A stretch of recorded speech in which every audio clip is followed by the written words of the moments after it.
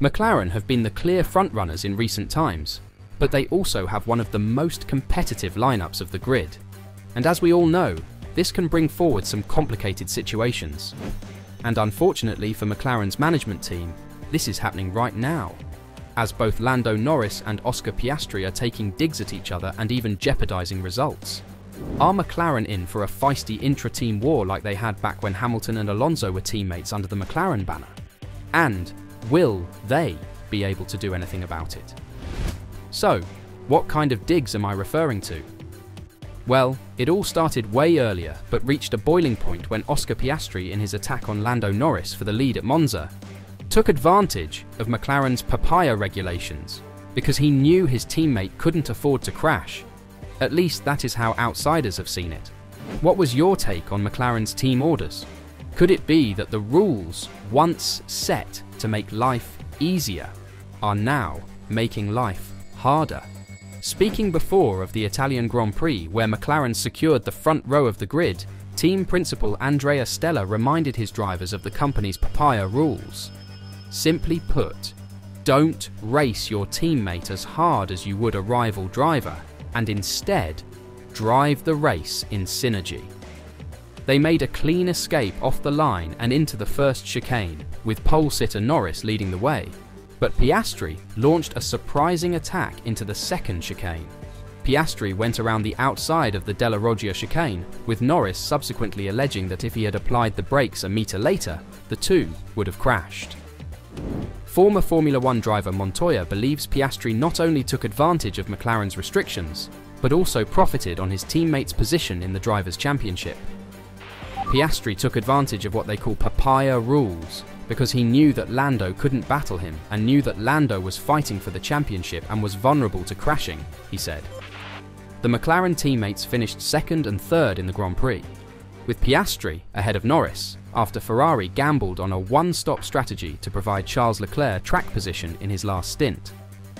It paid off, as he scored his second win of the season on a day when title leader Max Verstappen was never competitive and ended 6th.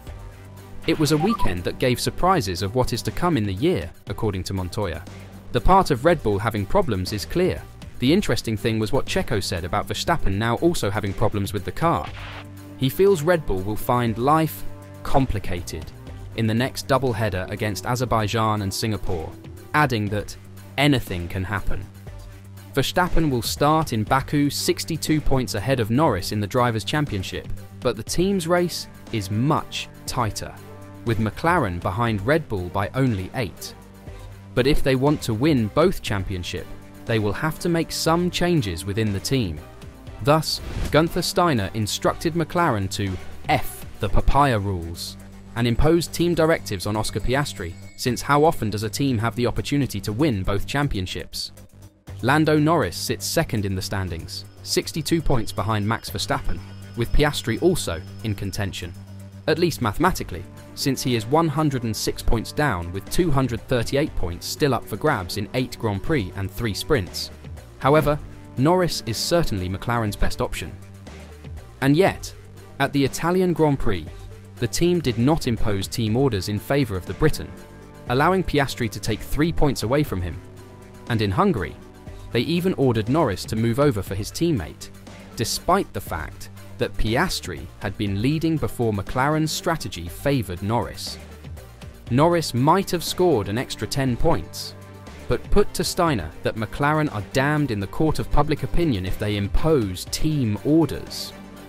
The former F1 team boss said, "No, not everybody objects." I wouldn't say that. I go back to my principle. How many times in your lifetime have you got the chance to win a world championship? Not many. Now they got the chance, and they cannot decide who is number 1, who is number 2, who is overtaking whom. No, I'm sticking to that one. We need to tell Zach, F the papaya rule, go and win the championship.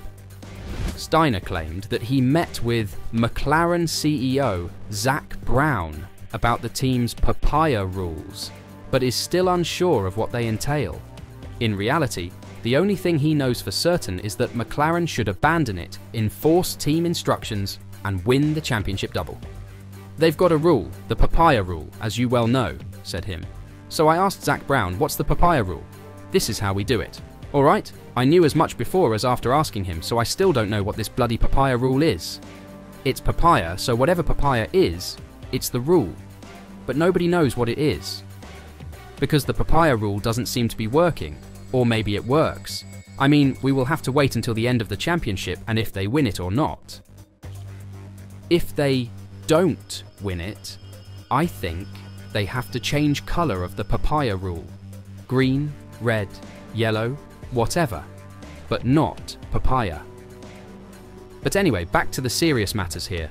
So yes, I would make team orders. How many times in life can you win 2 championships in one season? I mean, I never had the chance. Maybe I wasn't good enough. Zak could say that he's good enough.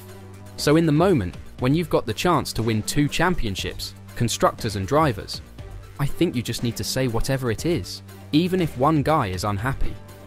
You know, it's like, oh, we have got the chance to hit the lottery. Let's not play it because you have got a good chance. But somebody told me something. Oh, I'm not going to play it because I don't really know. Told the excuse could be because it's a long walk to the store, Steiner replied, "It's a papaya long way because it is all to do with papaya." But with only 8 races remaining, Norris will face a difficult challenge in overcoming that significant points deficit. Following 12 straight podium finishes in 2024, the British team will look to reduce the deficit again at the Azerbaijan Grand Prix this weekend in Baku. Speaking ahead of the Grand Prix around the Baku Steep circuit, Norris said, "Our goal is clear. I have every faith in the team to keep working and improving." Now, with both championships on the table, we're more determined than ever. I'm proud of the team and can't wait to see what we can do this weekend. Teammate Oscar Piastri also struck a positive tone, saying, "I'm optimistic about what we can do as a team with the car we have. The upgrades have been working well and it's clear that we are competitive at all types of circuits. We've been securing a lot of points in each race and hopefully this weekend will be no different." And CEO Zak Brown believes McLaren will be able to compete for pole positions and race victories in each of the next 8 Grand Prix weekends on the Formula 1 season. The McLaren CEO wants to put pressure on Red Bull, but he is scared of the competition. He's also staring over his shoulder at Ferrari. "I don't see why we can't be going for the win every race weekend. I think we're going to have tough competition, but we've shown our car is good in all conditions, all different types of circuits. We were very strong in Singapore last year," Brown explained. Brown anticipates a chaotic Baku race. Baku is always a bit of a crazy race, but we're going to show up every weekend trying to go for pole, trying to go for a front row lockout, trying to win.